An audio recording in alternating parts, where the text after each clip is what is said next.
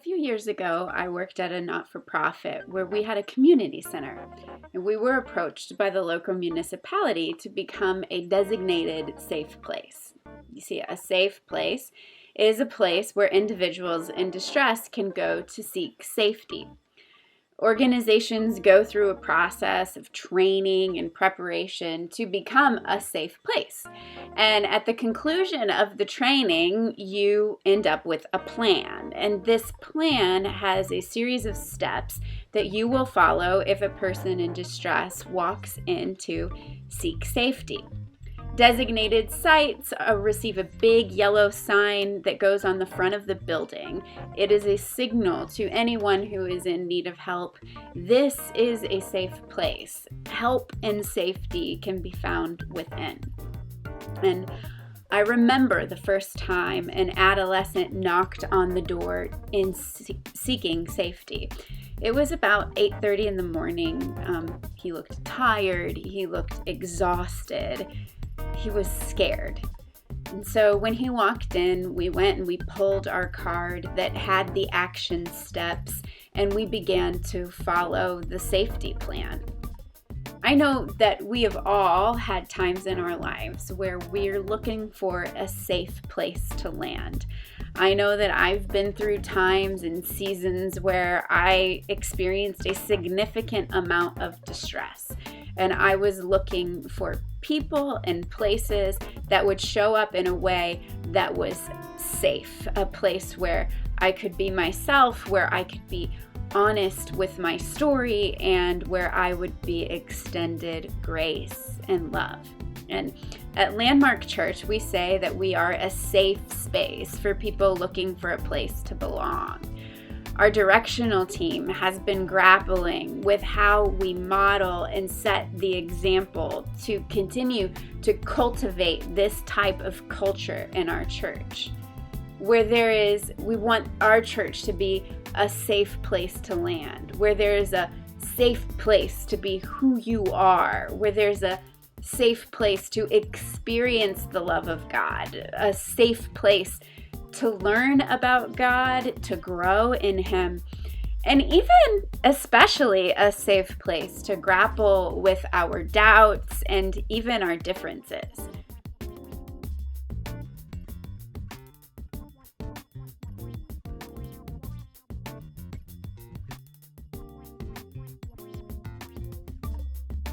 And in my work, I've been doing a lot of thinking lately about the idea of psychological safety and how that intersects with being a safe place.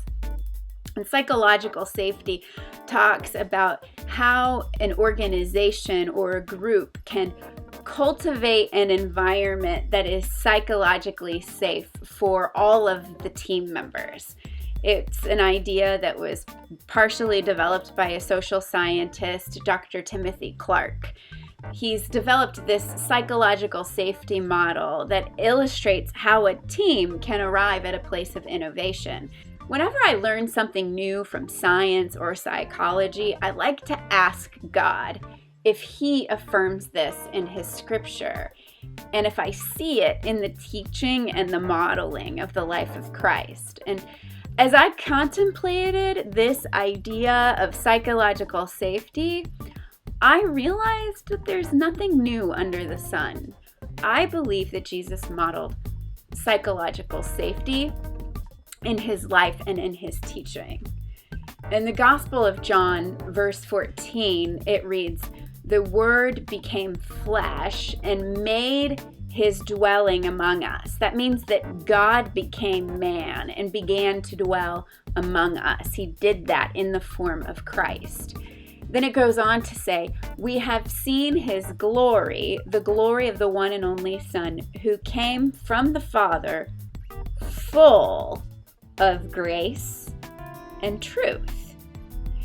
Then as we read on in verses 16 and 17, it says that out of Jesus's fullness, we have all received grace in place of grace that was already given. For the law was given through Moses, but then get this, grace and truth, both of them together, came through Jesus Christ. Go and sin no more. You see, Jesus is the model, the balance of the extension of grace as well as rooted in the truth. And I would argue as such that this makes Jesus a safe place for all of us to land.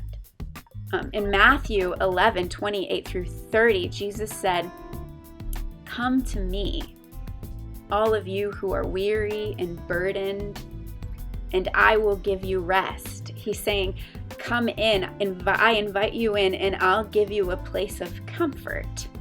Take my yoke upon you and learn from me, for I am gentle and humble in heart, and there you will find rest for your souls. For my yoke is easy and my burden is light. You see, in this, we find safety in that grace, in that gentleness, in that humbleness of heart. There are 3 big ideas that I want to invite us all to contemplate. And the first one is that Jesus is a safe place that is available to all of us. We can enter in, we can receive comfort from him, and we receive full acceptance, which is his grace, and yet we also receive guidance, which is the truth. And we have the safety of his grace to receive the truth from him.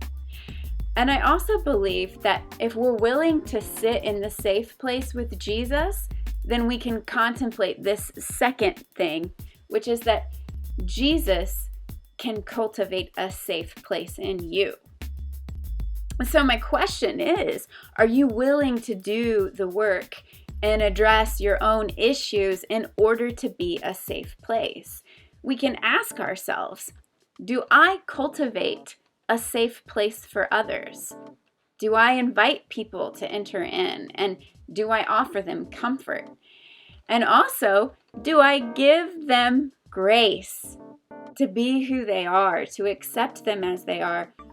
And also, do I give them truth? And even more than that, do I receive truth from them? That when other people offer me feedback that's hard to hear, do I accept it?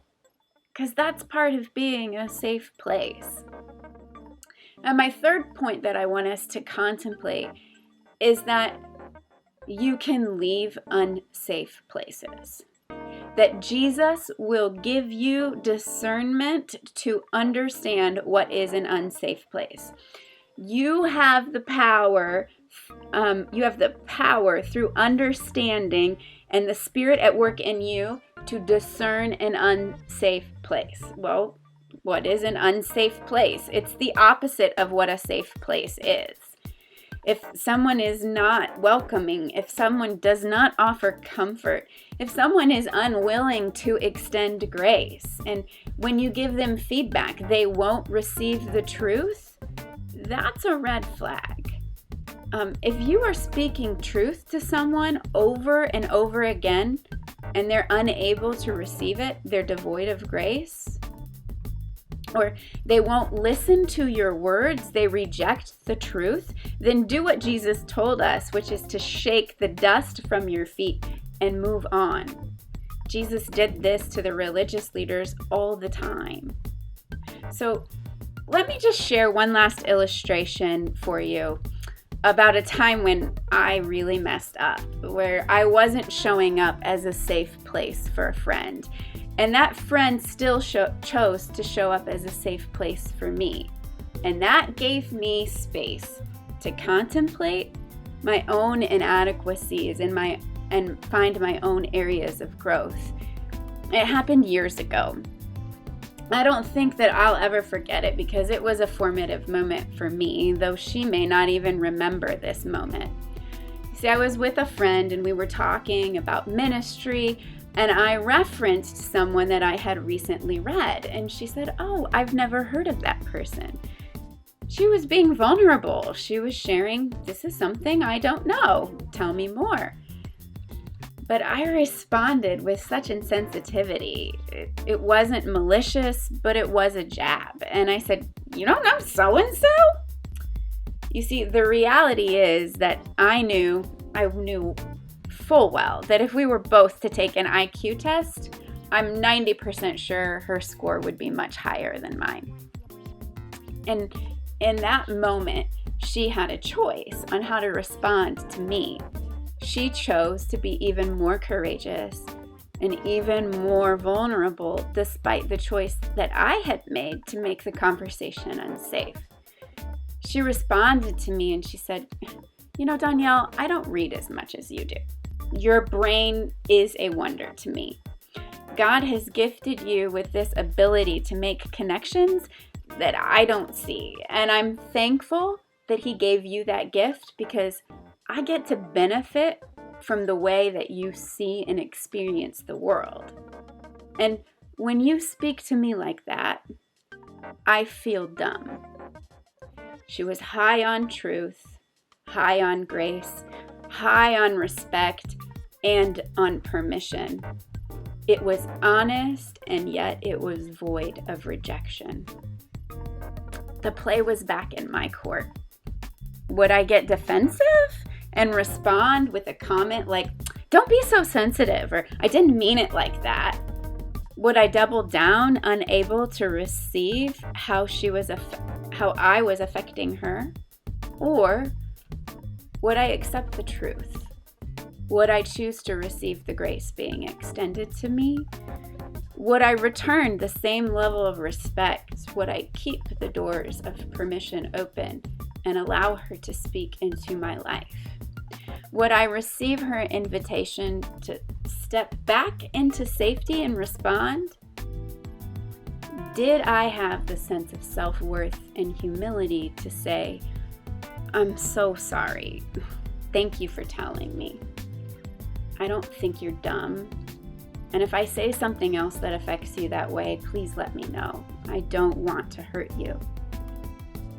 Please forgive me and help me to stay aware so I can make adjustments for what works for you." I don't remember exactly how I responded, and I doubt it was as eloquent as what I just said. However, I did walk away from that interaction feeling bad about what I had said to my friend and how she felt as a result of what I said. You see, in that example, I stepped out of the safe place, and my friend chose to stay in the safe place that she had cultivated. And in doing so, she offered me an invitation back to the person she knew that God had created me to be. So my question is, Landmark Church, will you opt in? Will you seek the safe place in Jesus?